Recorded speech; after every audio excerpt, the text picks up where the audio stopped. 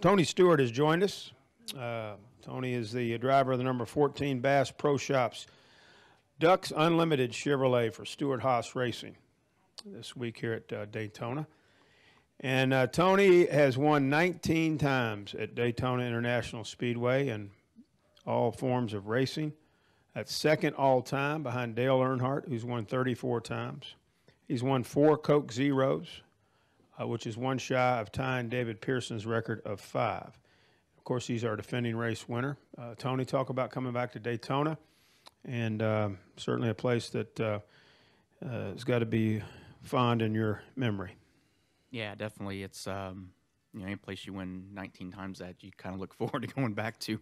So it's cool. I mean, I didn't realize till I think 3 weeks ago or something when we were here for our Winter Circle appearance that we had the opportunity to tie David Pearson this weekend. So that's a pretty cool stat to be brought into. Obviously, if we get lucky enough to get another one, that'd be something to be really, really proud of. So definitely excited about having that opportunity, but excited. Our buddy Johnny Morris is going to be here this weekend with a bunch of people from Ducks Unlimited, and that's a really big deal for us this weekend. So excited to have them on the car, and excited to have a good weekend. I mean, last night was pretty neat being here in town and actually having an evening to go enjoy the 4th. So it was fun to remember why we all get the chance to be here.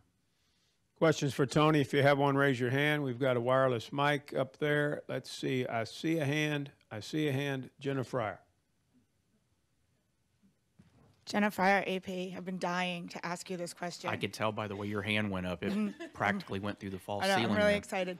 So, 1, do you eat soda cookies? And 2, did you do that split yourself, or was that a stunt double? And if let's make no mistakes about it. If I got down there, I would still be down there. No, they did not.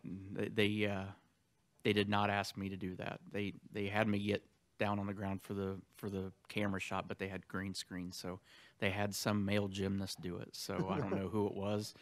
I didn't want to be there when he did it, and but it was actually a lot of fun shooting the spots because I'm sitting there and I never look at what the spots are supposed to be before we get there. And so I get there and I'm starting to read the scripts, and it's saying Tony's getting on a exercise bike, he's doing the splits, and I'm like, which Tony is doing this, by the way? Is there another Tony? So, but it was fun. It's, Mobile One's pretty creative with their spots, and I can't say that I've ever just sat down and grabbed a Coke and grabbed Oreos and I've ate Oreos and then chased them with a Coke, but can't say that I've done a lot of dunking, but it's actually pretty good. Might start a new trend now. Other questions? No, thank you. Yeah. That's what you call an icebreaker. Other questions for Tony Stewart? Right here, Dwight. Dwight, RaceTake.com.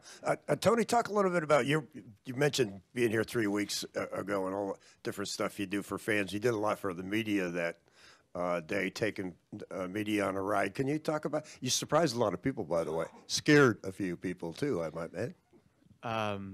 Yeah, the memory that keeps haunting my dreams was Holly Kane screaming at the top of her lungs in the car when we took her the ride around in the pace car. So you were screaming. That's all I'm going to say about it. But no, it was fun. It's fun for us to be able to, the media that we're here. It's actually cool to be able to do that because it's not every day that they get the opportunity to go ride around the track like that. It would be a lot more fun if we got to do it in a cup car. But a pace car was a lot of fun. We had a good time, and to be able to talk through what we're looking for while we're on the track, and having media members be able to actually physically see what we're talking about and the challenges, it just adds that much more depth to what you guys are able to talk about when you're here for the race weekend. So it was a lot of fun. Ed Hinton. Ed Hinton, ESPN.com. Tony, you've said so often you'd trade all of these other Daytona wins for one Daytona 500. Now you got 4 of these. Obviously, for your team, it would be very good if Danica won a race, especially a night race here. Push comes to shove, if you got in position and you were in position to help Danica win the race, or win the race yourself, would you push her or take her to the win, or is she all on her own and you're going to go for the win yourself? I don't know if you know, Ed, but I mean, I actually have another teammate that drives for Stewart Haas Racing named Ryan Newman. It'd be good for him to win a race too. So I'll be honest. Yeah, a win for any three of us is a splash for the team. I'll be honest. I'm going for the win. So I'm still a race car driver first. And you can call me selfish if you want, but that's how I got in this position to be an owner and a driver, is because I'm competitive and I want to win. I'm not going to let somebody else win unless I feel like I can't. Other questions? Let's go with Ben and then to David and then to Jenna again. Do we really have to go to Jenna again? We don't have to. Okay. Go ahead. Hey, Tony, Ben White with Election Dispatch newspaper. I just want you to talk, if you would, about when you start the chase at Chicago, all the things that happen around that race. I realize it's the first one, of course, but the things that go on outside the track, the things that you do while you're up there in the Chicago area. Yeah, it's actually fun. I mean, it's and the thing that's probably I remembered most about last year is, you know, a bunch of the guys went out after it was over, and, you know, for a lot of them, because we have so many obligations up there, the married drivers that have children didn't have their kids up there, and they were all excited because they all got to go out and do stuff. And I remember when I started, and a bunch of these guys didn't have kids, and it's stuff we used to do anyway. But you know, it's a lot of fun. It's the calm before the storm, you know, doing the media stuff before we actually get started. But you know, Chicago is a huge race, obviously, from the standpoint that it really can set the tone for the next 9 weeks after that. So you know, it's not critical to get a great start there. I mean, it's not, if you don't have a good start, it doesn't mean you can't recover from it and win. But if you have a solid finish, that first race of the chase there, it's you know, it really gets that 10-week stretch kicked off in the right way, and you can carry that momentum. So, but it's fun for me. I mean, I grew up 4 hours south of Chicago and didn't realize how much fun downtown was till I actually got to go up there through NASCAR. So, you know, it's a beautiful place, and you know, NASCAR is gracious enough with all the obligations that they do have for us up there to give us some time to do some stuff on our own, and it was neat to walk around and just see things up there. David, right here, please. Edward. David Caravella, NASCAR.com. Tony, when you look back at like a move you made to win here last summer in passing Greg and Matt, I mean, how much of that is taking advantage of an opportunity that's there on gut instinct, and how much of that is based on what worked and didn't work in past restrictor plate races? It's very much exactly what you're saying. It's a lot of trial and error. There's you know, I lost a Daytona 500 here that I wish over and over I could have done different, and maybe would have tried something, and I may have got wrecked doing it, but I wish I would have at least tried. But there's times when I've tried things that didn't work, and there's times when I wish I would have tried things that may have worked. But a lot of it is instinct and trial and error, and it's anybody that sits there and says they know exactly what to do at what time is pretty much lying to you. It's guesswork, and a lot of it is just the right circumstances, the right time. You can do the right thing as a driver, but there's still 10 guys or 20 guys behind you that their scenario may be different and may alter what your decision was. So, you know, it's very much, you know, I call it the Peyton Manning deal. I mean, you're constantly calling an audible in those last 2 or 3 laps, and it may work, it may not work, but you know, you can't sit there and say, okay, this is the playbook, this is what we do, this is where we want to be on that last lap. There are no guarantees. It's just literally adjusting what you think you need to do by what you're seeing in the mirror and what you're seeing in front of you. Me again. Do you think expansion has that hurt Stewart Haas at all, or is that a reason why maybe you guys through the first half of the season haven't gotten the results that you wanted? I don't think so. I mean, I think we've got enough depth there to cover the 3 teams. It's just, I think the combination of, you know, we planned for all the expansion over the winter, but, you know, with the new car, there were a lot of parts and a lot of things that we had to really wait late in the off season to get completed. And I I think for us, we got ourselves behind with that. I think we've caught up since then, but I think just learning a new car and learning what it wants and what it likes and how to transfer that to the feel we're looking for. I mean, it's something that Ryan's struggled with, Annika struggled with, and I've definitely struggled with. So, you know, I think it's been a combination of trying to figure out exactly what it's wanting. But I think we did get a slow start to the year because we were behind on getting things prepared. And I don't think it was due to the expansion as much as it was just, you know, the cycle of going through to the new car. So, you know, but it was the same for everybody. Just some teams did a better job of getting off on the right foot than we did. Nate, you have a question? Look like you're ready to fire that hand up. Nate wants to raise his hand because he has to go to the bathroom. Go ahead, Nate. I'll ask one if you want me to. Sure.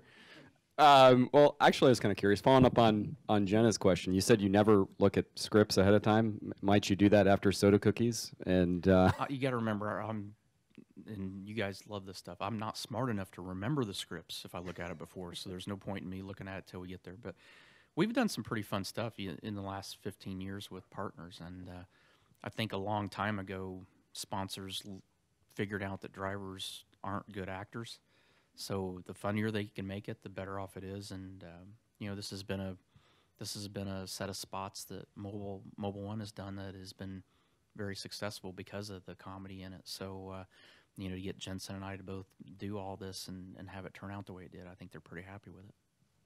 And one serious question, if I could, following up on what David Careful was asking about. There was a lot of chatter in here yesterday that Talladega was a lot different than Daytona, and that Matt Kenseth and some other people were saying they expect that tomorrow night's race might look more like Talladega than the Daytona 500. Do you have any sense after practice yesterday what tomorrow night might look like, and might there be a move like you made to win this race a year ago? Might something like that come into play again? Sure, it might. The hard thing is, I mean, literally, I don't know that you can predict what's going to happen. It's especially at the end of the race. I mean, as far as what the race is going to look like for the first 300 miles or 350 miles, I don't know what that's going to be like either. I mean, everybody in practice is not. They're trying to figure out what to do late in the race, and they're trying to figure out how their car will suck up to the car in front of them and what they can do to pass guys. You know, what the sense of urgency for these guys during the course of the race is going to be different than what it was in practice. So it's hard to get a feel for it, at least from my mind. Like I say, I'm fairly simple, so I'm not sure I realize it as much as some of these other guys may have. But I don't know that we can predict what the race is going to be like. You know, at the end of the race, I think guys were trying yesterday to figure out what they could do to get a run on guys, and you know, so it's always hard to predict, especially if you get a caution late in a race. It can definitely jumble it up quite a bit. Bob? Bob Parker, Sporting News. 19 days till the truck race at Eldora. Do you get more involved in the preparations for that? Now that we're just a few weeks out, and I just want to check, you're not driving that race, is that I am correct? not driving in the race, no. And honestly, you know, Roger Slack's done a great job, and all of our staff at Eldora's done a great job getting things ready. So, you know, I'll be there after. I've got sprint car races that weekend, and I'm going straight. I think Sunday night's my last race that weekend, and I'll be there Monday on. But you know, it's more out of curiosity for me. I mean, I'll be available for whatever they need me to do that I can do. But you know, if I had to be a part of it and had to actually be there hands-on to do it, I wouldn't have the confidence to do it. I'm more than confident in Roger and our staff up there that they've got everything squared away and ready to go and prepared. It's not something that somebody like me coming in a week before is going to get it ready. It's been months and months and months of work to get ready for this event. So you know, I'm very confident in everything that they've done up to this point. Jenna? Levi Jones retired last week. Did that surprise you? A little bit. You know, Levi has won 5 championships for us in the Sprint Car Series there, and he's won a Silver Crown Championship. You know, and you know, he talked last year about cutting back on his schedule a little bit, and you know, his family's expanded, obviously. You know, his family's got a very successful business in St. Louis, and he told me last year that's why he didn't run our sprint car full time this year, was because he wanted to cut his schedule back and spend more time with his family. So it wasn't a total shock by any means, but I thought I thought there were other things that he wanted to do in sprint car racing. I know he wanted to run a wing car some, and he had started to do that a little bit. But I was a little bit surprised. But I think it's good that if that's the decision he wants to make. I mean, he's in a financial situation now where he can go work with his family's business and retire from racing on his own terms. So I stand behind him 100% on it. I mean, I'm sad that he's not going to be running, but at the same time, I understand why too.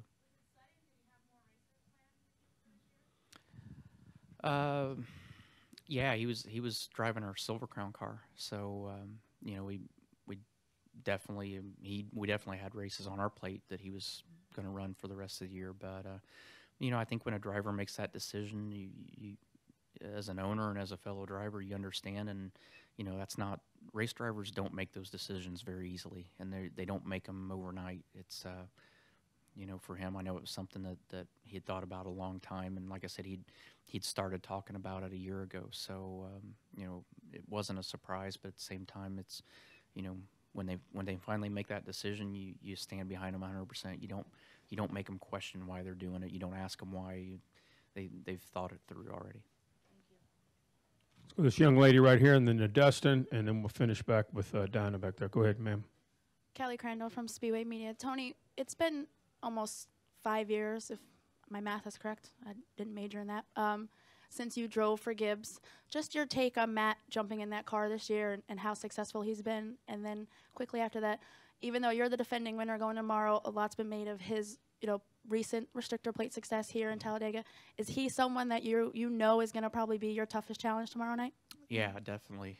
You may be new to this, but you're doing a good job already. And your math is correct, by the way. It's been 5 years. But, yeah, definitely Matt's one of them. We definitely will see at the front at some point tomorrow. I mean, he's just they ran really good at Daytona. They ran really good at Talladega, so there's no reason to think that they won't do the same thing. And Matt's somebody that in the last couple of years has really, I think, taken his restrictor plate program as a driver to another level and got even better than what he already was. And now he's in cars that he's seemed to be a good fit for him. So and with an organization that's a great fit for him, he's done an awesome job this year in that car, and that's something that I don't think anybody doubted whether he was going to have success over there. It was just a matter of how much and how quick, and right out of the box. I mean, when they came down here, they ran well, and he's been on a winning streak ever since. So he's definitely done a great job, and he's pushing his teammates over there, and that's a good scenario to be in. Go to Dustin. We'll finish up back in the back. George, you got one? We'll finish with George. Go ahead. Dustin Long, Motor Racing Network. Tony, when everybody comes back here in February, more than likely, the 3 car will be back in the Cup Series, and obviously there'll be that connection to Dale. When you moved over to your team, you took the number 14, obviously, for AJ Foyt. Obviously, it's a different situation. Not trying to compare the two, but what is I don't know if the word is responsibility of having a number that is well known for that somebody else has had. And when you look at yourself, do you see yourself as 14, or is 14 always and forever be AJ? I think in my scenario, I look at it as it's always going to be AJ. I mean, my career, I ran a lot of different numbers, whether it was 20 in the IRL and Cup, had 20 in sprint cars, but I've always had different numbers through my career. AJ had different numbers too, but I mean, AJ made the 14 famous, just like Dale Sr. made the 3 famous. I'm not sure there's really a sense of responsibility. I mean, since Austin's been racing, he's been running the 3, whether it was in the truck or nationwide. So it's a part of his legacy now too. So even though he'll start next year in the Cup Series in a car that was Dale Sr.'s number, it's been his number as well, and been in his family forever. That's how it became Dale's number. Is 14, although it's been a short time, do you feel like it's becoming more part of your legacy? And certainly a lot of fans look at, identify you with 14 more so maybe than 20 now, and don't think of the maybe connect with 8.